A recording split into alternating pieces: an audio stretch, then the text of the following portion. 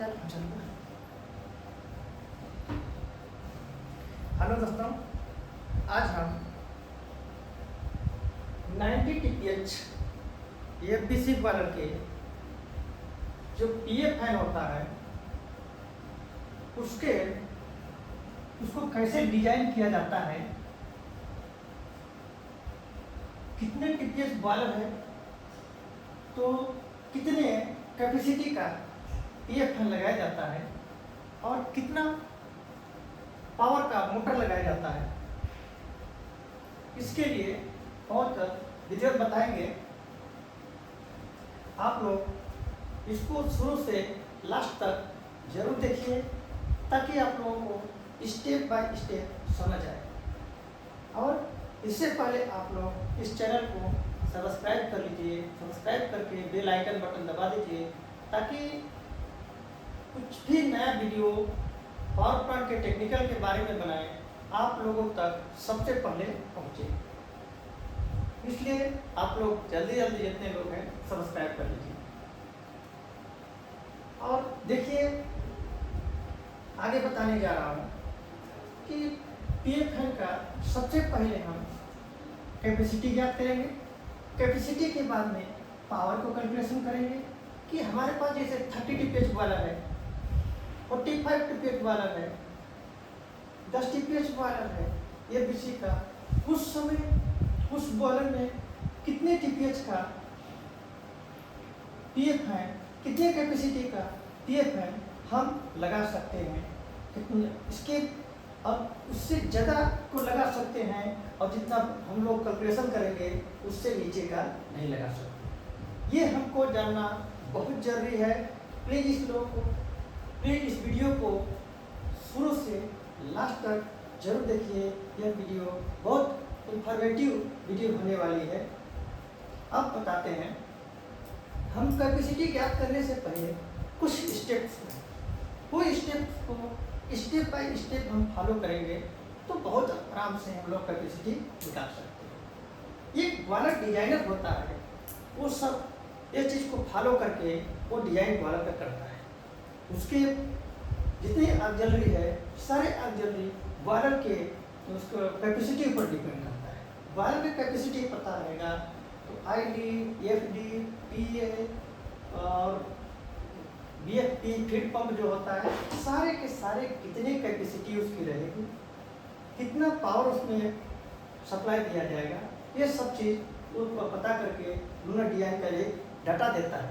उसी के बेस पे हम जो डिजाइनर के बाद में एक ड्राइनर जो ड्राइंग होता है वो ड्राइंग बनाता है।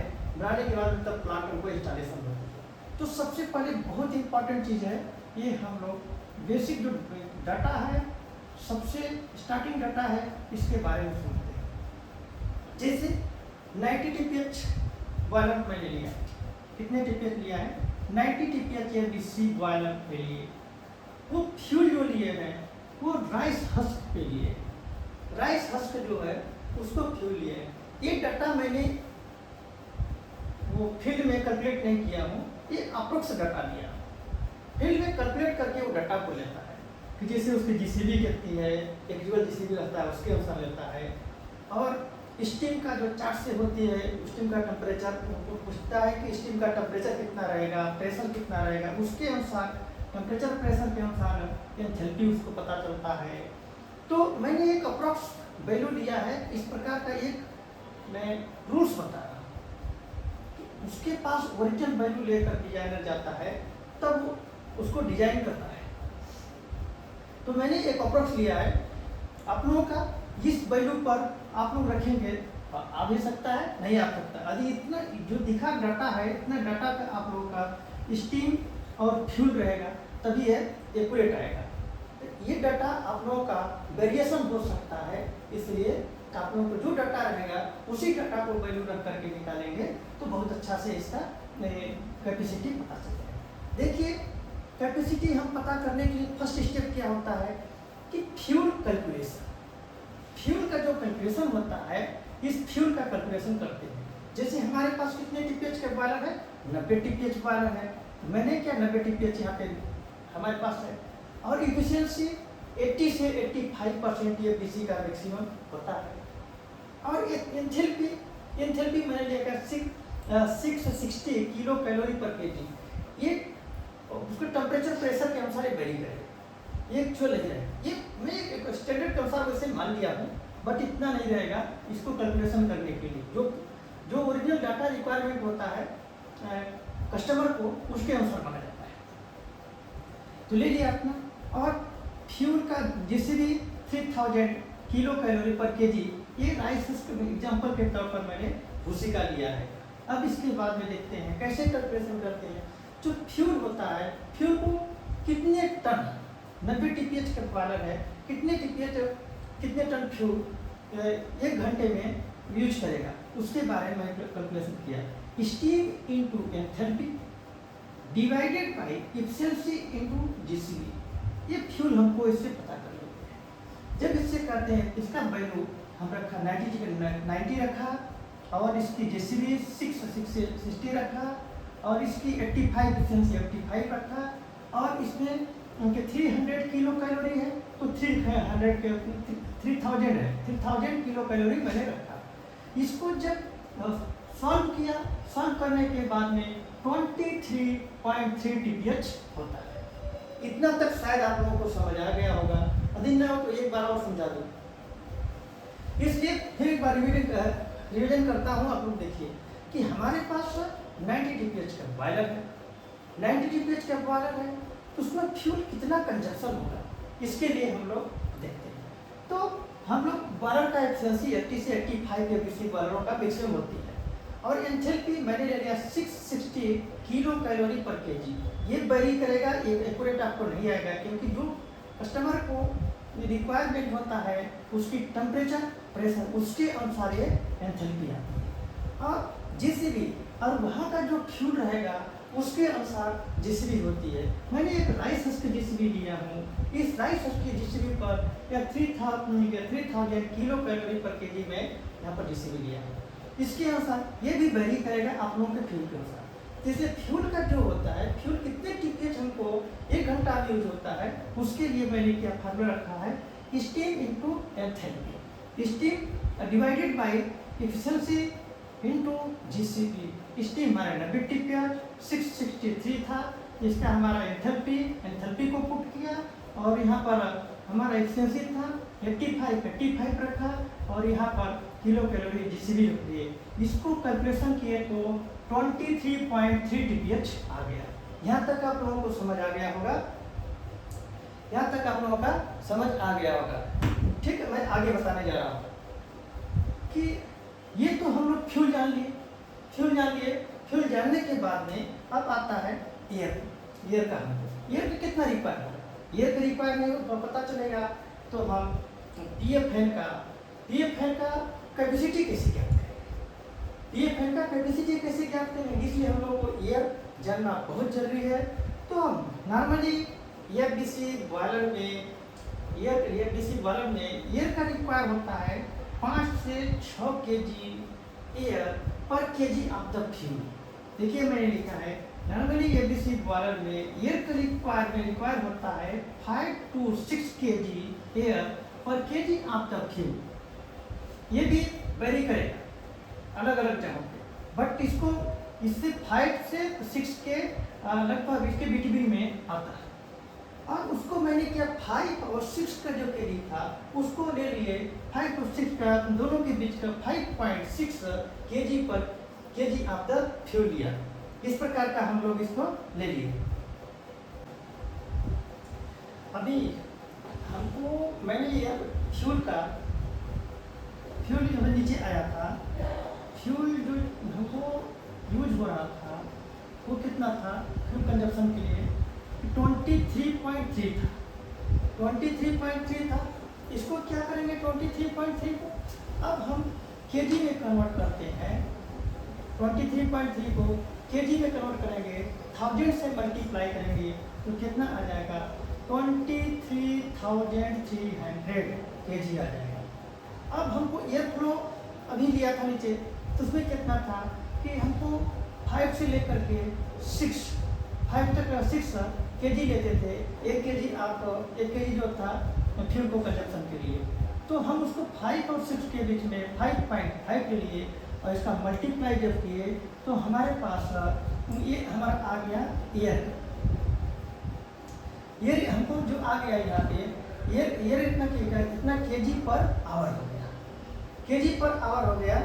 केजी पर आवर के लिए अब हम क्या करते हैं, हमारा एयर का कैपेसिटी हो गया, एयर कैपेसिटी हो गया मतलब एयर इतना हमको यूज करेंगे, एयर इतना हम कर सकते हैं।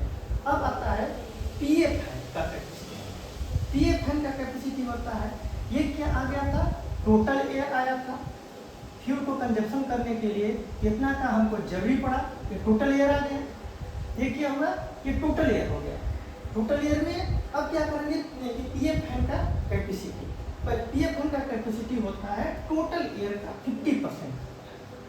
तो हमारे पास टोटल एयर का मैंने 50% ले लिया, 50% ले लिया तो 53,400 मीटर क्यूब पर आवर हो गया, मीटर क्यूब पर आवर हो गया। अब यहाँ पर 53,400 मीटर क्यूब आवर को न लेकर के अप्रोक्सीमेट लेते हैं हम लगभग 50,000 से लेकर के 60,000 एम क्यू पर आवर हो गया। एम क्यू पर आवर ये हमारा क्या हो गया, पीएफ का कैपेसिटी हो गया। कितना हो गया पीएफ की कैपेसिटी।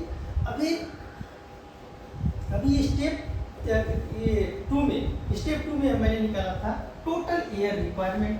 टोटल एयर रिक्वायरमेंट में क्या आया था हमारा, कैलकुलेट करने पर कि 23.3 TPH, 23.3 TPH आया था।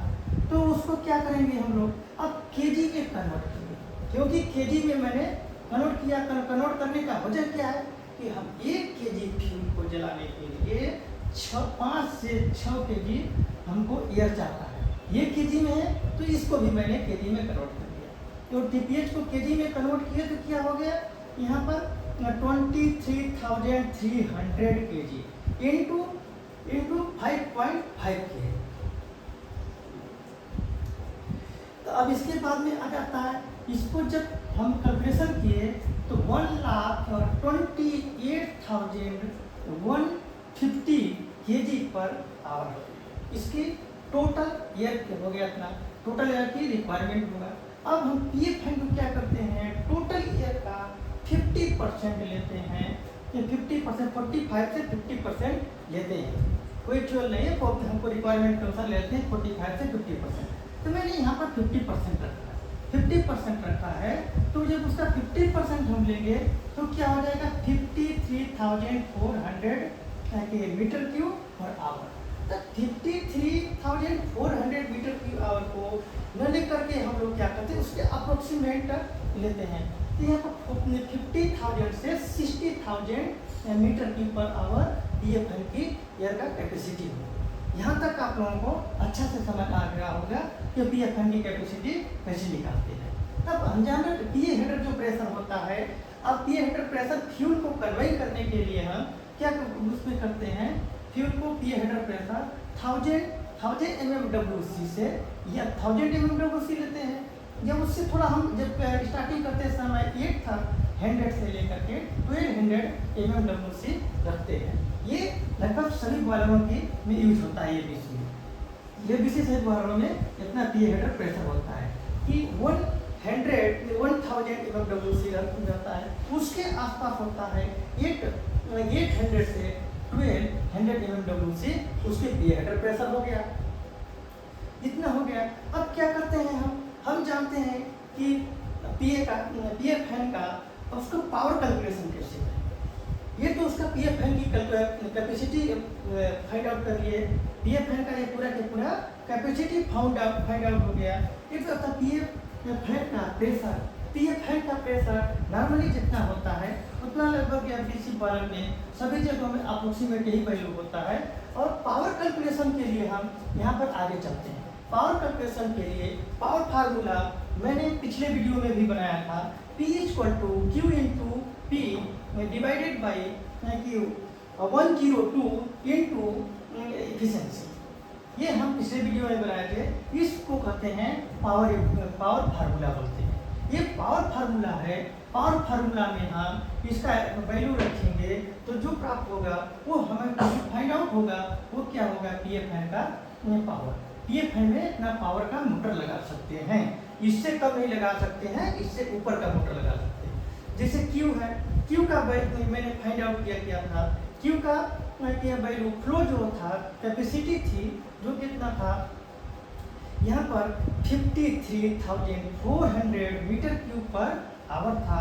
इसको क्या करेंगे, मीटर क्यूब पर सेकेंड में कन्वर्ट करेंगे। मीटर पर क्यूब पर सेकेंड में कन्वर्ट करने के लिए हम लोग इस प्रकार की यहाँ पर कन्वर्ट कर दिए। अब कितना आ गया, यहाँ सेकेंड के लिए हम लोग क्या करते हैं कि यहाँ डिवाइडेड बाई 3300 कर देंगे, और इसके बाद में जो फाइंड आउट आंसर होगा 1.2 उसके डेंसिटी से डिवाइड करेंगे। तो डेंसिटी से इसको डिवाइड करने के बाद में हमारा यहाँ पर फाइंड आउट हो जाएगा 14.83 मीटर क्यूब पर सेकेंड आएगा। ये वाला ये जो टॉप यहाँ पे है, मैं उसको कन्वर्ट किया हूँ कि मीटर क्यूब पर सेकेंड में। एक बार आप लोग फिर समझो, जो मीटर क्यूब पर आवर है, इसको हमको कन्वर्ट करना है मीटर क्यूब पर सेकेंड में। तो क्या करेंगे, मीटर क्यूब पर आवर को हम डिवाइडेड बाई उसको करेंगे 3600 कर देंगे। करने पर जो आंसर फाइंड आउट होगा उसमें 1.2 डिवाइड कर देंगे उसके डेंसिटी से डिवाइड करने के बाद में ये हमारे पास आ जाएगा 14.83 मीटर क्यूब पर सेकेंड। ये क्यू का वैल्यू हो गया।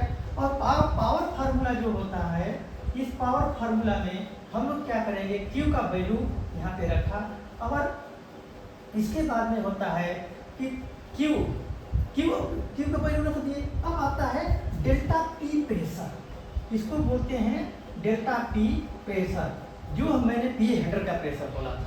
जो डेल्टा पी प्रेशर होता है, पी हेडर का प्रेशर यहाँ पर मैंने 1000 रख दिया। 1000 रखने के बाद में divided by 102 into efficiency.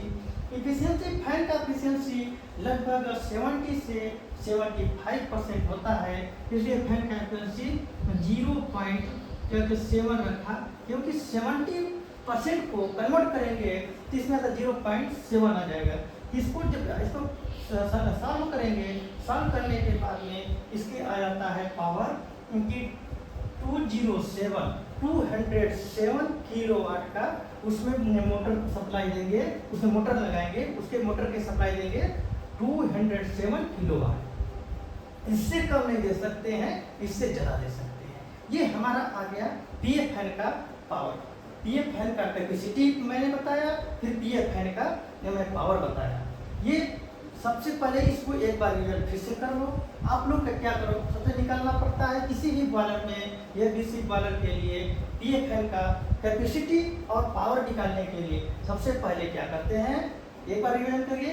Power होता है तो उसमें सबसे रिवीजन करने के फ्यूल का कंजप्शन निकालते हैं। फ्यूल का कंजप्शन निकालने के बाद में टोटल एयर निकालते हैं।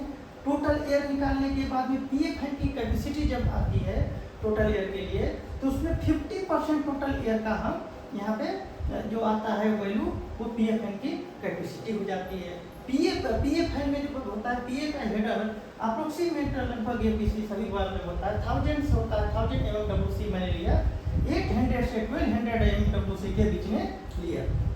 और पावर कैलकुलेशन क्या फार्मूला होता है, P equal to Q into delta P divided by 102 multiply efficiency होती है। ये ईटा जो होता है ये एफिशिएंसी होता है। इसको जब हमारे पास Q का वैल्यू था 53,400 मीटर क्यूब पर आवर था, इसको क्या किए, मीटर क्यूब पर सेकेंड में कन्वर्ट किए। तो इसमें एक स्टेप अंदर छिपा है, उसको मैं बता दे रहा हूँ। मीटर क्यूब पर सेकेंड में चेंज करने के लिए वहाँ पर 3300 का डिवाइड करेंगे। जो वैल्यू फाइंड आउट होगा उसमें 1.2 उसके डेंसिटी से डिवाइड करेंगे। तो डेंसिटी डिवाइड करने के बाद में जो वैल्यू हमको प्राप्त होगा वो मीटर क्यूब पर सेकेंड में आ गया। ये क्यू का वैल्यू हो गया। अब हम इसको पावर फार्मूला में रखेंगे, क्यू का वैल्यू रखेंगे, पी हेडर प्रेशर जिसको स्टैटिक प्रेशर बोलते हैं, स्टैटिक प्रेशर यहाँ रखेंगे और 102 है तो 102 जिसके तस यहाँ पर पुट करेंगे। एफिशिएंसी 70 से लेकर के 75% होता है, तो इसको मैंने 70% रखा। 70% एफिशिएंसी का 0.7 इसमें मैं यहाँ पर रखा। रखने के बाद में जब इसको हम कैलकुलेशन किया, कैलकुलेशन करने के बाद में हमको P = 207 किलोवाट यहाँ पे उसके मोटर के पावर सप्लाई इतना किलोवाट का मोटर लगा सकते हैं। इतना किलोवाट का मोटर लगा सकते हैं, इससे कम नहीं लगा सकते हैं। इसकी पावर का ये इस प्रकार के पावर फार्मूला है। ये पावर हम कैलकुलेट कर सकते हैं, फाइंड आउट कर सकते हैं, कैपेसिटी फाइंड आउट कर सकते हैं। ये वीडियो आप लोगों को अच्छा लगा होगा तो प्लीज़ आप लोग सब्सक्राइब करिए और इसको शेयर करिए, लाइक करिए और कमेंट करके ज़रूर बताइए। इस प्रकार के वीडियो में कहीं पर प्रॉब्लम आप लोगों को इम्प्रूवमेंट करना होगा तो उसको भी बताइए, और इसमें आप लोगों को जहाँ पर समझ नहीं आया होगा उसको भी कमेंट करके बताइए। मैं हर कमेंट का जवाब दूँगा। आप लोगों को कहीं पर किसी प्रकार का प्रॉब्लम होगा तो आप लोग इसको बताइए। Thank you.